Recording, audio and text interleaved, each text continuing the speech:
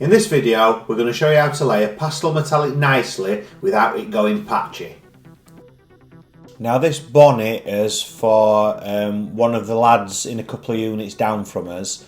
He's selling this Audi and the stone chips and the rust on the bonnet had put a few buyers off. A couple had turned up, we're going to buy it and then were put off by the bonnet. So I offered to help him out by, if he did the prep work, I'd paint the bonnet for him.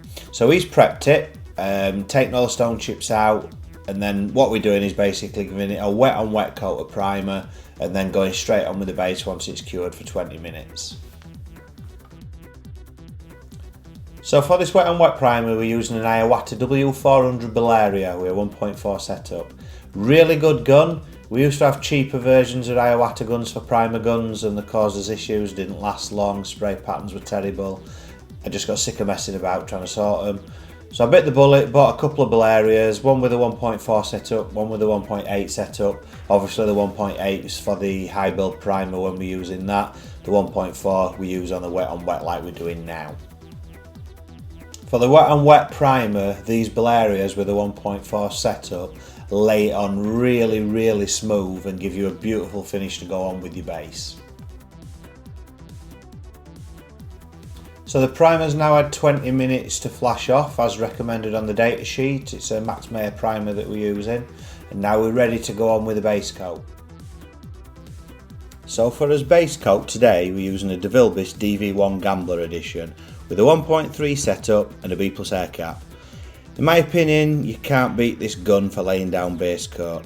I used to use an Iwata Series 2 WS400 digital, but these DV1s lay metallics better than anything I've tried before. They make blending effortless. They atomise so well compared to the closest competitor guns. Any painter will know that this is something that's happened to them at some point in their career. When painting a pastel metallic like this, you get issues with like a patchy effect. So as you look across the panel, it'll look patchy. Even though you've painted the base coat as you normally would, pastel metallics seem to have this issue more than others. And the trick is to be a little bit further away with your gun and not to go too heavy with each coat of base coat. If you go too heavy and get it patchy in your first coat, the patchiness will never disappear and it'll stay there throughout the rest of the coats. Even if you try and drop coat it, you may get rid of it a little bit, but it will still be there.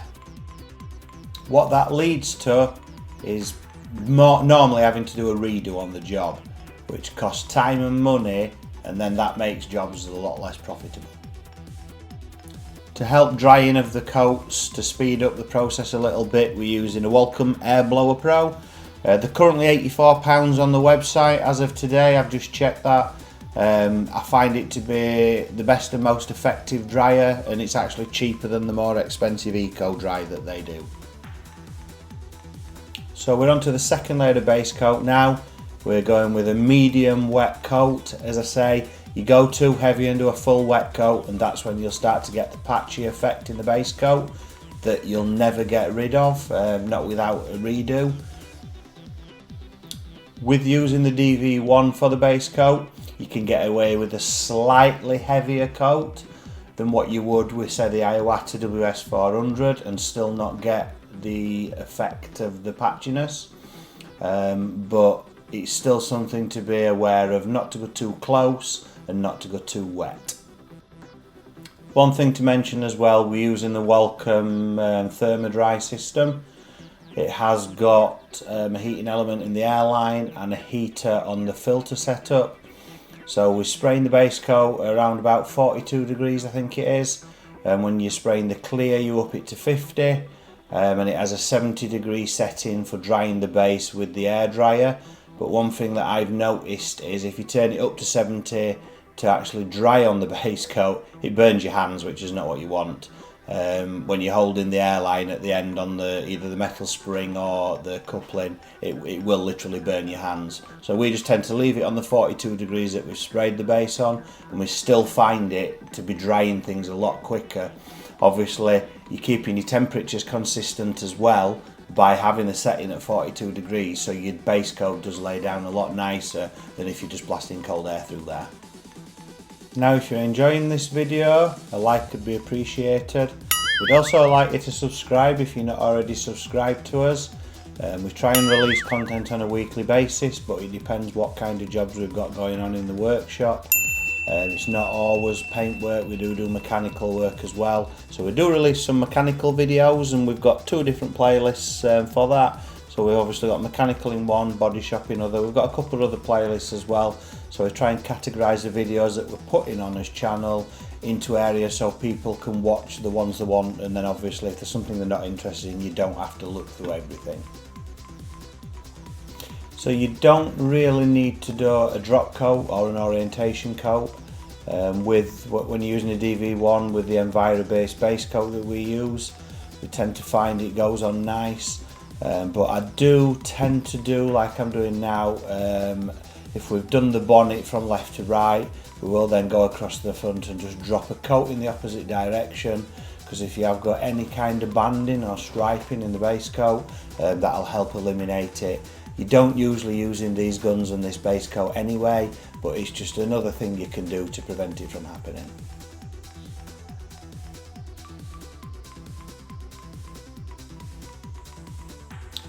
So now we're on to the clear coat. We're using Deltron 8131 from PPG. It's a really good clear coat. Very happy with it, started using it a couple of months ago. It goes on lovely. One thing I like about it is it's very easy to flatten buff if you get any dirt nibs. It's very easy to polish, doesn't take much polishing at all. We're using the Cartec buffing compound at the minute, and that coupled with this works brilliantly.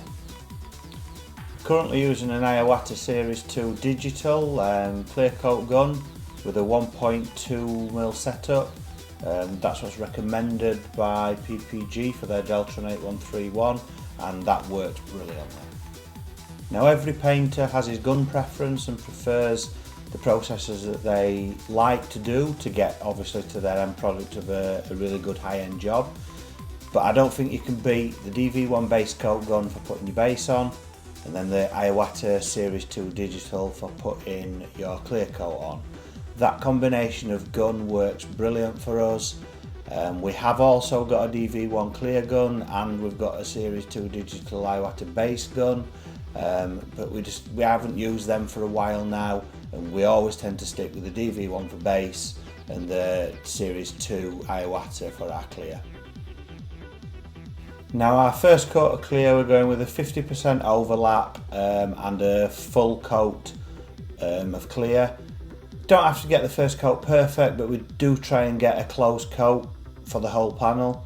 It advises on the tech sheet to actually do a light 3/4 coat, I believe, but I found it better doing it the way I do it for myself, with a full close coat first coat, and then a slightly heavier coat on the second coat, and we get a lovely finish that replicates an OEM with a slight bit of peel. If we do want to go for a glass finish, then I just up the pressure slightly. I think we're spraying at 2 bar at the minute, and if I'm going for a slightly smoother finish, we up it to about 2.3. Now as you can see, with it being a flat bonnet, I am painting quite slow and obviously lagging on the clear. You can get away with it more on a flat bonnet. It's nice to get a good thick coat on there, because being a bonnet you will always get some muck nibs in there, and obviously you want to get rid of those by your flattening and polishing. So having a good thick coat of clear on there works really well, giving you plenty of polishing room. Now between coats of clear we'll leave about 7 to 9 minutes flash off time after the first coat. The data sheet suggests 5, but through my own experience and working with the product over the last couple of months, I've tended to find 7 or 9 works better for us with how we're doing it. Possibly because I'm going a little bit thicker with the first coat of clear, so obviously that little bit of extra time will allow it to dry a little bit more. So we're on with the second coat of clear now, and the final coat. As you can see, we're doing a 50% overlap, the same as we did on the first coat, but we're going a little bit slower again to put a little bit more product on there. It's got plenty to grip to with the tacked off first coat. You can get away with a heavier coat on a bonnet than you can on such as a door or a wing. You're less likely to get any runs, but if you're not careful you will get one on the front lip of the bonnet. So you can obviously go quite heavy across the top of the bonnet, but I always go a slight bit lighter on the front lip because I always like to go across the front with the final coat of lacquer to make sure that you've covered the front lip and that obviously you've got a gloss across there and not just dry base coat. Setup wise on the gun for the clear, we've got it set at wide open for your air. Basically you pull the trigger in and you wind your fluid nozzle in until you feel resistance, and that's your wide open setting. Tend to use that on most of our guns. And on the fan we turned in I think around a turn in on the fan. I did use a little trick that I saw Brian from Paint Society do, where you pull your air trigger and get your gun set to your air that you need, so it's 2 bar on this gun, and then you wind your fluid nozzle in and just wind it in slowly while pulling the air trigger. And once the pressure starts to creep up slightly, that is your sweet spot for your fan. So you wind it in until it starts to just jump up to 2.1 bar if you're at 2 bar initially, and then you wind it back ever so slightly and that'll be a sweet spot. Now that's the second coat of clear finished. Again 5 to 7 minutes flash off time, data sheet states 5, but we go a couple of minutes beyond that. We found it works well for us, and then we bake at 60 degrees for 15 minutes. Once that's cooled off after the 60 degree bake, you're pretty much ready for any denibbing that you need to do and any polishing. So with the airline being close to the bonnet that we've painted, I've just hung that up carefully without winding it up properly. Then we come round, have a quick look, make sure everything's okay on the bonnet, there's no dry spots or anything. And it's actually turned out quite a nice job. I forgot to take some 4K footage, so we've only got foam footage for the finished job. But the colour match is good and it's a nice job.